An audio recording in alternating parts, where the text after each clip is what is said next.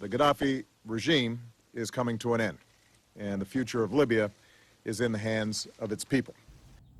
Hey, what's up to all my bottom feeders out there? Hope everybody doing good, great, you know. See, I got the old locks out today, you know what I'm saying?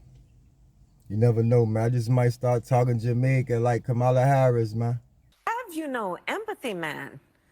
Yes. You know, Start talking Jamaica, man. Now, man, that's cool to do now. You see what I'm saying?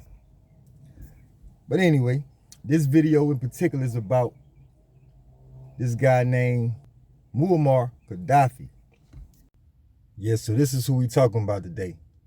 Muammar Ghaddafi was born June 7th. Yeah, it says right here, now he was the ruler of Libya from 1969 until his assassination by the NATO allied rebel forces. I mean, so in this little part right here, you're gonna pretty much see where he leading at. Gaddafi threatened to hunt peaceful protesters down like rats. NATO's intervention in March 2011 was meant to liberate Libya, but it resulted in Gaddafi's demise and left the country in turmoil. Over the last decade, Libya has seen political and economic collapse, internal wars, humanitarian catastrophes, and an influx of refugees into Europe. Furthermore, the existence of the Islamic State in Libya has raised security worries in the United States, spurring efforts to limit the issue. Prior to 2011, Libya had gained economic independence, becoming self-sufficient in water, food, oil, and currency, and shifting from one of Africa's poorest to one of its wealthiest countries under Gaddafi's rule. We carried out some research on the living conditions in Libya, and guess what we found? Did you know that the following facts are true about Gaddafi's Libya? 1. Electricity is free for all Libyans.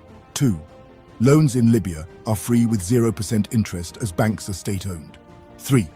Homes are considered... Yeah, I just wanted to stop right quick, man. Just say, so far, the man seemed like a pretty good guy, man. All them benefits, that's what we want. Let's continue. Human right in Libya. Gaddafi vowed that his parents would not get a house until everyone in Libya had a home. Gaddafi's father died while he, his wife, and his mother were still living in a tent. 4. All newly married people in Libya receive $50,000 from the government to buy their first home to help the new family. 5. Medical treatment and education are free in Libya. Before Colonel Muammar Ghaddafi ruled the country, only 25% of Libyans were literate. Today, the figure is around 83%. 6. If Libyans wanted to take up farming as a career, the government funded people from equipment to seeds, all for free. 7. The government subsidized 50% of the price of a new car if a Libyan citizen wanted to buy their first car. 8. Petrol price in Libya is around 14 cents per litre. 9. Libya has no debt externally, and its reserves amount to $150 billion, now globally frozen. 10. The Libyan government would fund anyone who got a degree, and if they could not get employment, they would receive income, as if they were employed until they got a job. 11. The sale of Libyan oil is credited directly to the bank accounts of all Libyan citizens in proportion. 12. A family would get $5,000 if they had a new baby to support the child's upbringing. 13. 40 loaves of bread in Libya costs around 15 cents.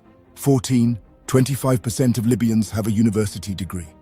Inspired by Egypt's pan-Arab leader Gamal Abdel Nasser, Gaddafi tried to overcome economic disparities caused by colonial rule with a special emphasis on oil. Libya, Africa's top oil producer, has garnered significant foreign interest due to its massive petroleum reserves and natural gas deposits. However, despite its vast oil endowment, the country received only a portion of the earnings because extraction was controlled by foreign petroleum companies. Gaddafi publicly challenged foreign oil CEOs, underlining that Libyans could bear temporary oil shortages to secure their proper share of profits, reaffirming his commitment to restoring national sovereignty. Gaddafi's uncompromising position helped Libya become the first developing nation to claim the majority of its oil production profits. This accomplishment created a pattern for other countries, resulting in the Arab petrol boom of the 1970s when Libya's oil production matched that of the Gulf states. Despite its modest population of less than 3 million at the time, Libya quickly accumulated money from its oil reserves. By the early 2000s, Libya's residents enjoyed a variety of social advantages, including free education and healthcare, and housing was seen as a fundamental human right. The country also established a unique system of local democracy, which was supplemented by major infrastructure projects, like the Great Man-Made River Project, which brought water from the desert to metropolitan areas and coastal districts. Gaddafi even considered replicating this strategy throughout Africa. And this right here, it just goes on to explain a little further. It says, earlier, NATO forces had already bombed water facilities in Sirte, killing several employees of the state water utility who were working during the attack.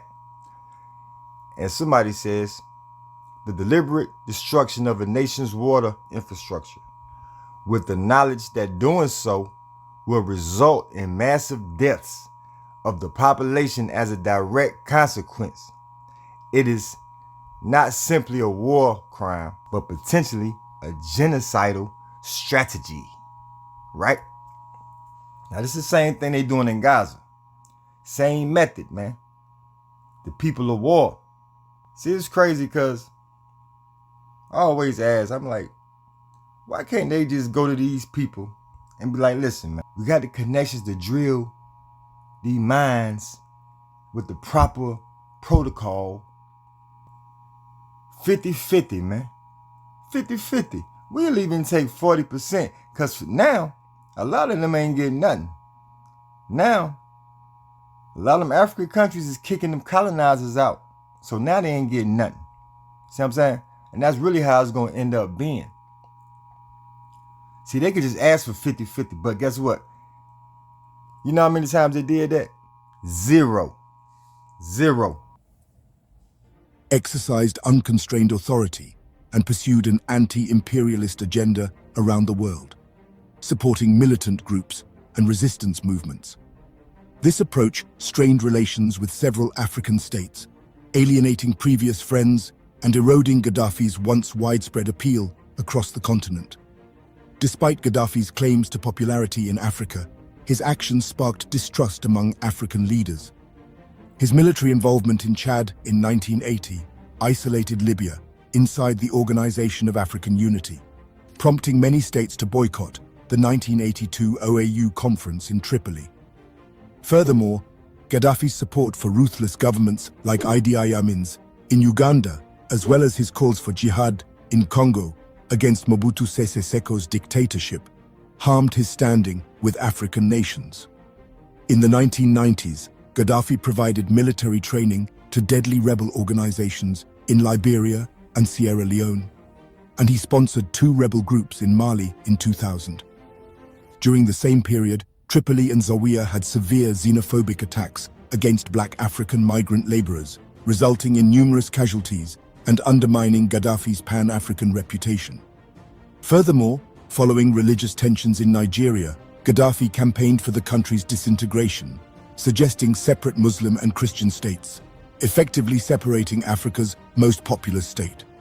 Despite Gaddafi's goals for a united Africa, which included a continental army and currency, most African leaders opposed his proposals.